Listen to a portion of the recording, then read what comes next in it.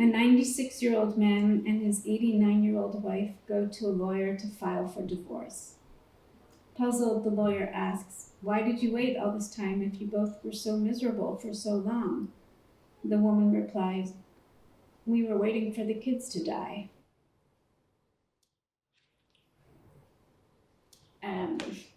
I wrote this book called Joke, which is a collection of 49 jokes, all of which center on the subject of death.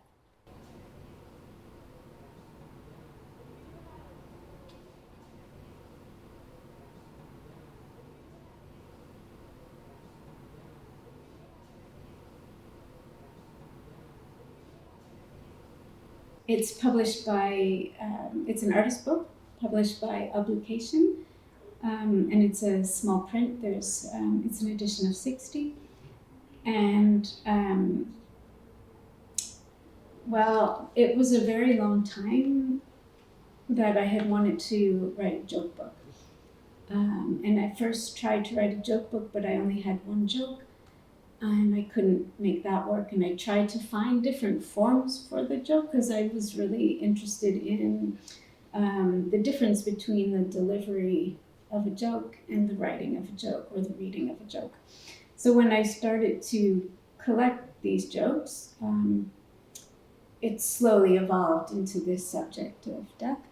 And I really liked this relationship between the idea of death and a joke. Like when you come to the end of a joke, it's almost like a death in itself. You can't go back to the space of not knowing. And when I started to collect them, I didn't know what to do with them or how to find shape for them. And as I laid them out each on a page, I started to notice the different kinds of lengths of them. So we had it, I organized it on the page, one joke per page, where they all are registered from the bottom, so they grow up. So I wanted this idea of like walking through a graveyard, where some are taller, some are shorter, in the same way that inscriptions might be longer or shorter. And the shape of the book, we decided on a square format, and just took the corner off because I like this idea that when you opened it up, it would be like a gravestone. I mean, it's not really like that, but that's why I took the corner off. It's all set in a non-serifed font, which is very readable, kind of on the edge of modern. I think a lot about type in my work, and typesetting is really important to me.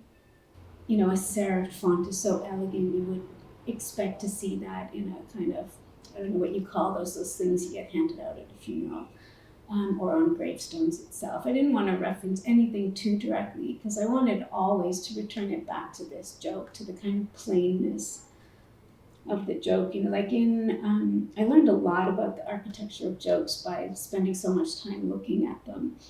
And I wanted to, I'd collect these jokes. I didn't write any of them, but they took a lot of editing.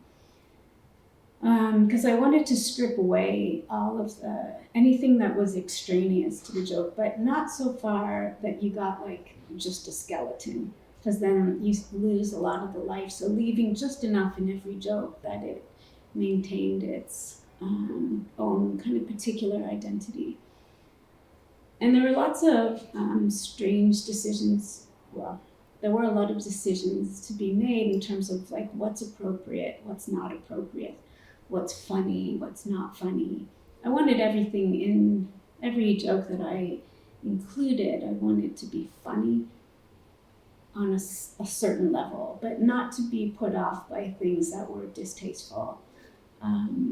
Because sometimes, like, I included a couple that are like real kind of clunkers, because it seemed kind of inauthentic to have a joke book that didn't have some that were, you know, on the edge of bad.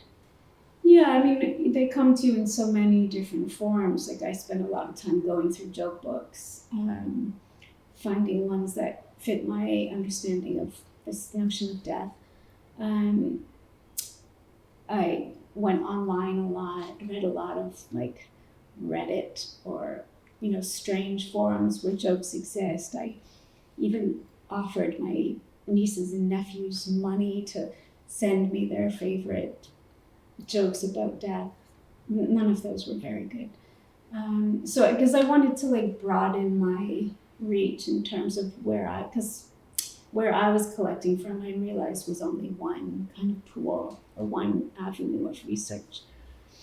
But then they do come to you sometimes really poorly written, and so you have to bring it back down, tidy it up, and then it's very funny when you start to really look at the architecture of a joke. If you even grammatically, if you start to move things around, the whole joke can fall apart. So sometimes you need to have these kind of aberrations in the text. Yeah, I mean, like if these jokes were told, if I were to tell you one of these jokes, like if I were to retell you the joke I just read to you, it would be very different because you have to make it spontaneous, but you also have to maintain something about it which is deliberate. You have to maintain that ending. So I was really where like I wanted these jokes to work on the page, and that becomes that space of performance. So like the act of reading is like the book is telling you the joke. I'm really interested in this thing of like the edge of readability. And I'm not sure, I mean, all of these jokes are, like I say, I think they're funny, but they're all, maybe also because of the subject matter, they all are just on the edge of like inappropriate, wrong. One thing I did when I was writing it is removed all the punctuation that was unnecessary. Like I got rid of all the exclamation points because I noticed that there was one like at the end of every joke, like as if you needed to be told this was the punchline. And I took those all away, and I was really not sure about that decision because it kind of flattened everything out, it flattened the joke out. But I think I like that, just that very small shift made it unclear, like what it was doing, what its intention was. So things like that, like those small shifts where something suddenly you're not sure what it's doing, is something that I think about a lot. I think it comes from both the work I was making prior as well as, kind of reflects on the time we're living in now, which does feel on the edge of an apocalypse. So I don't think it's just in isolation of the work I'm making. It's also a reflection on how, what you're observing, what you're encountering. I had been working on these performative pieces that involve a kind of score or a script that are in some ways like composites of things. Like I wrote a speech, which is a composite of all kinds of speeches. It touches on like a wedding speech, a political address, a eulogy, an apology, and tries to navigate all of these forms of symbolic oratory. And different from the joke book, because the joke book actually brought these jokes in their entirety together and allowed them to sit next to each other. In speech, while I tried to learn from all these speeches I was reading and encountering, and certainly took kind of the sense of these speeches that one I wrote in my own language, but never wanted it to settle on anything. Instead, it was like you were having to navigate all of these kinds of moments that you recognize, but it was put through so many kinds of edits and filters that nothing became recognizable, and you can't find its core.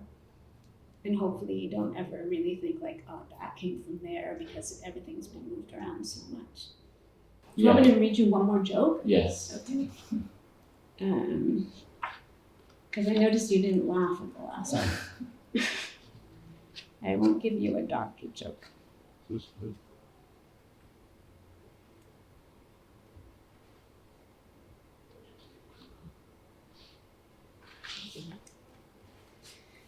A man goes on vacation and leaves his brother to take care of his cat.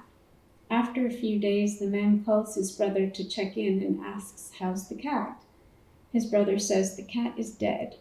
The man is devastated. He says, "You can't just tell me something like that. I loved that cat. She was the world to me. Why didn't you deliver the news more slowly? You could have said the cat's on the roof and you can't get her down. Then when I called back, you could have said the cat fell off and she's in a coma. Then the next time I called, you finally could have told me the cat has died. That would have been kinder." His brother apologizes, understanding he should have taken better care in delivering the news. The man says, "It's okay, don't worry." Changing the topic, he asks, "How is Mom?" The brother responds, "Mom's on the roof." Thank you for laughing.